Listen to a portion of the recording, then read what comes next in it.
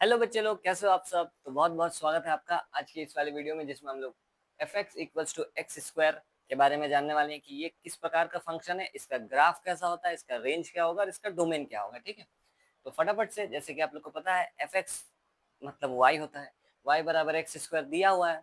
तो फटाफट से हम लोग जानते हैं कि इसका ग्राफ किस प्रकार का बनने वाला है। ठीक है, तो चलिए शुरू करते हैं।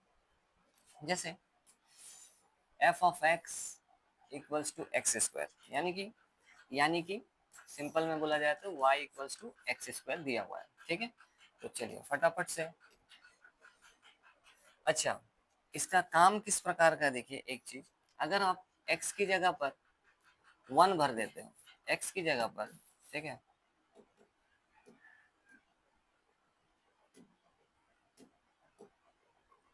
x की जगह पर मान के चलिए 1 रख रहे हैं।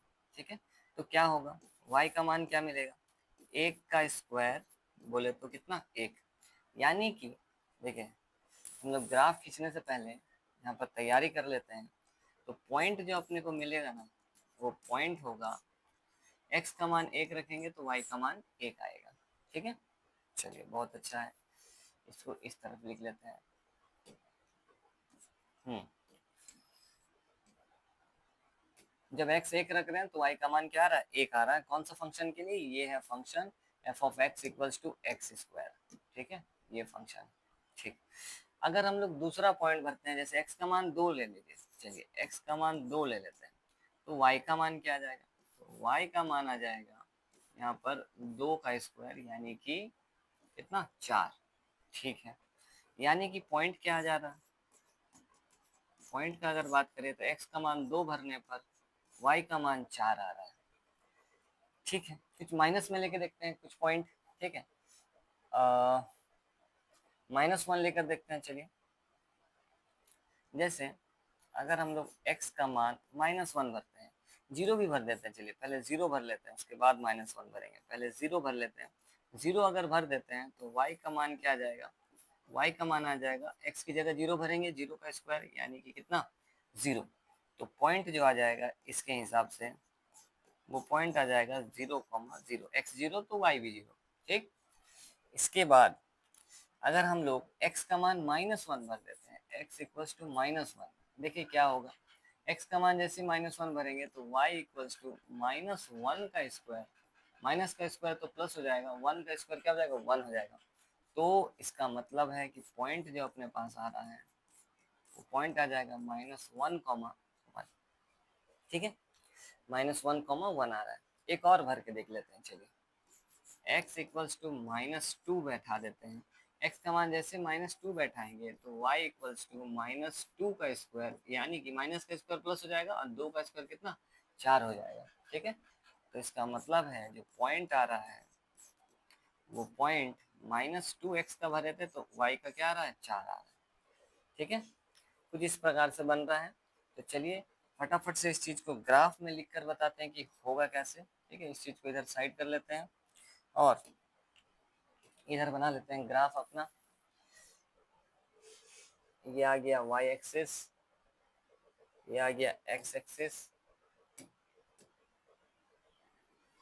ये अपना x एक्सिस है, ये अपना y एक्सिस है। ठीक है, यहाँ तक तो क्लियर होगा आप लोग को बिल्कुल आसानी से। देखिए f of x equals to x square का ग्राफ बनने वाला है। ठीक है, पॉइंट्स ले लिए हैं, पॉइंट्स पता चल गया है, ग्राफ में प्लॉट कर देते हैं, निकल जाएगा ग्राफ। ठीक है, जैसे ये पॉइंट सबको पता है 0,0 है, यहाँ पर जो पॉइंट है वो 1 है ना, यहाँ पर 2 है, यहाँ 3 है, यहाँ 4 है।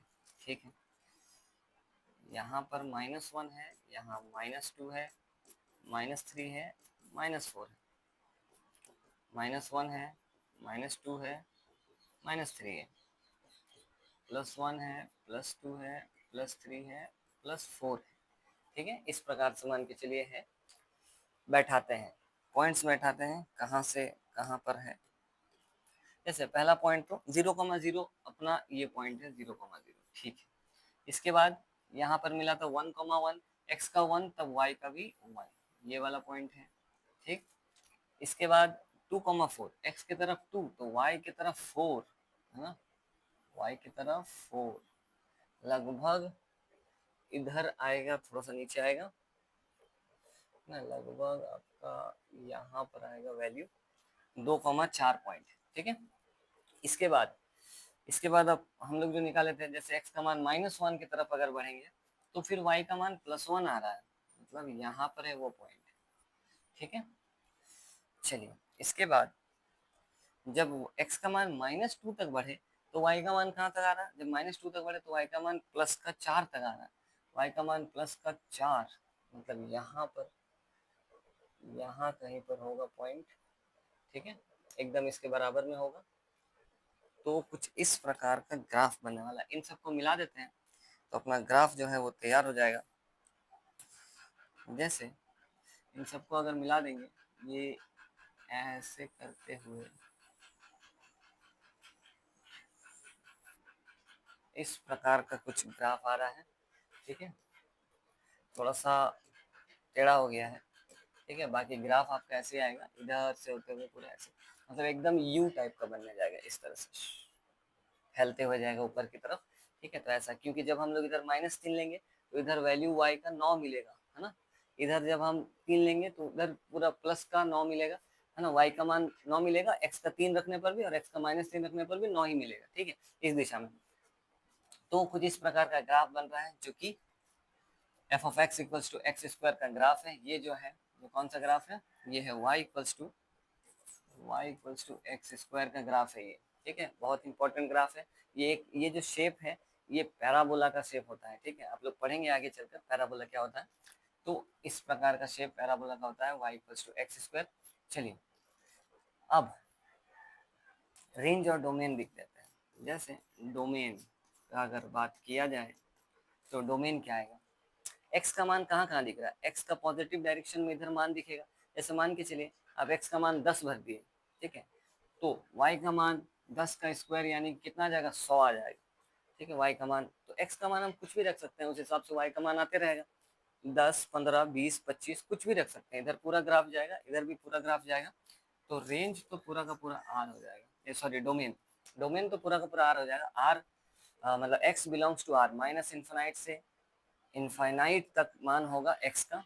y का मान लेकिन नीचे की दिशा में नहीं है, y का मान नेगेटिव देखिए कभी भी नहीं मिल रहा है, कभी भी नेगेटिव की तरफ ग्राफ इधर घुस ही नहीं रहा है, वो ऊपर तरफ ही चल रहा है, मतलब 0 मिल रहा है, 0 से ऊपर ही चल रहा है। तो जो रेंज होगा वो आप बोल सकते हैं कि कहाँ से कहाँ तक होगा, वो 0 से लेकर ऊपर पूरा इनफाइनाइट तक होगा। इनफाइनाइट पर हमेशा ओपन ब्रैकेट लगाया जाता है। ठीक है, और ये 0 को भी लेना है, इसीलिए 0 पर क्लोज ब्रैकेट लगाया गया है। आप लोग वीडियो जरूर से देखे होंगे। ठीक है, इस चीज के बारे में, इंटरवल्स के बारे में। तो इस प्रकार से रेंज और डोमेन हम लोग बता दिए, और यही अपना फाइनल खत्म हो चुका है सवाल। ठीक है, तो इससे रिलेटेड बहुत सारा सवाल आप लोग को मिलेगा देखने को 11 क्लास में। ठीक है, तो इस टॉपिक को आप समझे कि नहीं, ये फंक्शन को आप समझे कि नहीं। आपको एक चीज समझ में आना चाहिए कि यहाँ पर इस वाले फंक्शन में कभी भी y का मान नेगेटिव मिलेगा ही नहीं।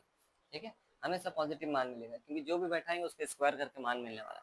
चाहे प्लस का वैल्यूज बैठे, चाहे माइनस का वैल्यूज बैठे, पॉजिटिव ही आंसर आएगा। इसीलिए ग्राफ ऊपर की दिशा में ही जा रहा है, नीचे की दिशा में नहीं आएगा। ठीक है, तो कैसा लगा आज का वीडियो आप लोगों को। इस वीडियो को अगर पसंद आया वीडियो तो लाइक सब्सक्राइब करके जाइएगा, और मिलते हैं अब नए नेक्स्ट वीडियो में। तब तक के लिए जय जगन्नाथ।